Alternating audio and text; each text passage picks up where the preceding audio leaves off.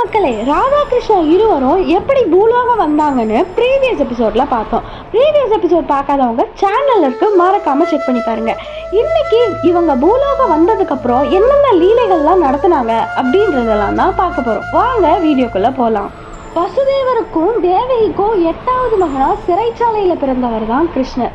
இங்கேயே கிருஷ்ணர் இருந்தா கம்சன் வந்து கொன்னுடுவாருன்னு வாசுதேவர் கோகுலத்துல இருக்கிற நந்தகோபாலன் மற்றும் யசோதா தம்பதிக்கு பிறந்த குழந்தையை எடுத்துக்கிட்டு கிருஷ்ணனை அங்க வச்சுட்டு வந்துடுறாரு. சிறைச்சாலையில இருக்க குழந்தை தான் கிருஷ்ணன் நினைச்சிட்டு கொன்னுட்டு போயிடுவாரு. ஆனா கிருஷ்ணன் கோகுலத்துல ரொம்பவே பத்திரமா வளர்ந்துட்டு இருக்காரு. கிருஷ்ணர் கோகுலத்திலயும் ராதா பர்சானாலையும் என்னதான் கடவுளா இருந்தாலும் குழந்தைகளா வளர்ந்துட்டு இருக்காங்க. கோலோகத்துல சந்திச்சதோட சரி, திரும்ப இன்னும் ராதாகிருஷ்ணன் இருவரும் பூலோகத்துல சந்திக்கவே இல்லை. அவங்களோட முதல் சந்திப்பு எப்படி நிகழ்ந்திருக்கும்னு தெரிஞ்சுக்கலாமா? கிருஷ்ணனின் தந்தையான நந்தகோபரும் ராதாவின் தந்தையான விருஷ்மானவும் நல்ல நண்பர்கள் மற்றும் கிராம தலைவர்கள். அப்படி இருக்க ஒரு நாள் ராதா வீட்டார் கிருஷ்ணன் வீட்டார விருந்துக்கு கூப்பிடுறாங்க. யசோதாவும் நந்தகோபாலனும் கை குழந்தையோட இருக்கிற கிருஷ்ணனை தூக்கிட்டு ராதா வீட்டுக்கு வராங்க.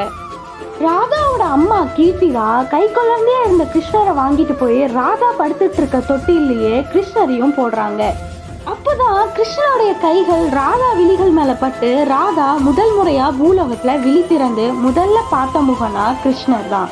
இப்படிதான் இருவரும் பூலோகத்துல முதல் முறையா சந்திக்கிறாங்க.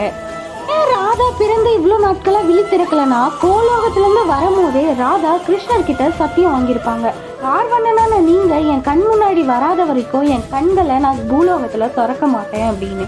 அதனாலதான் கிருஷ்ணர் முன்னாடி வந்ததுக்கு அப்புறம் தான் ராதா தன் விழிகளையே திறந்து முதல்ல கிருஷ்ணரை தான் பார்ப்பாங்க.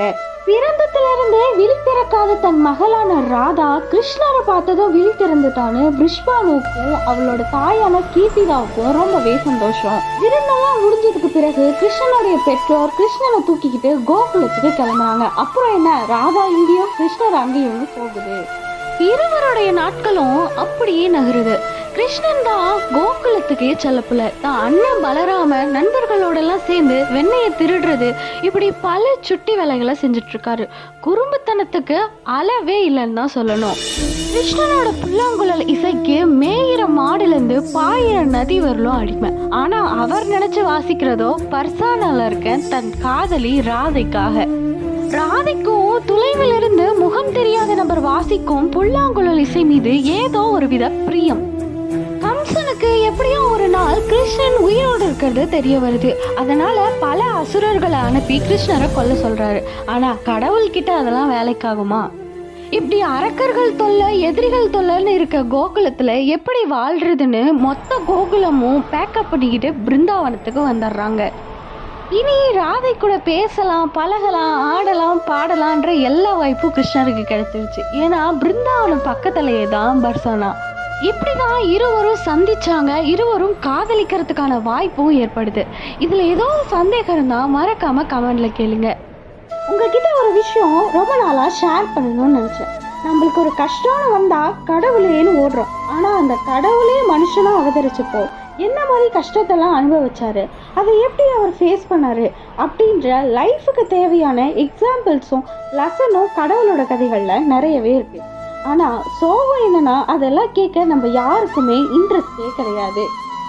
ஏன் ராதாகிருஷ்ணா கதையை கேட்டதுக்கு அப்புறம் தான் என் வாழ்க்கையிலேயே நான் ஒரு சில விஷயங்கள் எல்லாம் மாத்திக்கிட்டேன். அதெல்லாம் இன்னொரு நாள் இன்னொரு வீடியோல சொல்றேன். ராதாகிருஷ்ணருடைய கதையில மட்டும் இல்ல, எந்த கடவுளோட கதையிலுமே கண்டிப்பா ஒரு கருத்து இருக்கும். இனிமே கடவுளோட கதைகளை கேட்க வாய்ப்பு கிடைச்சிருச்சுன்னா அதை கண்டிப்பா மிஸ் பண்ணாதீங்க. ஏன்னா இது போன்ற கதைகளுக்கு நம்ம வாழ்க்கையவே மாற்றக்கூடிய சக்தி இருக்கு. ராதாகிருஷ்ணாவை பிடிச்சிருந்தாவோ இல்ல இந்த வீடியோவை பிடிச்சிருந்தாவோ மறக்காம ஒரு லைக் கொடுங்க. இது போன்ற வீடியோக்களை பார்க்க நம்ம உலகத்துல சேர்ந்துக்க மறக்காம சப்ஸ்கிரைப் பண்ணிட்டு போங்க. காத்திருங்க, எபிசோட் 3ல ராதாகிருஷ்ணாவுடைய காதல் லீலைகளை பார்ப்போம்.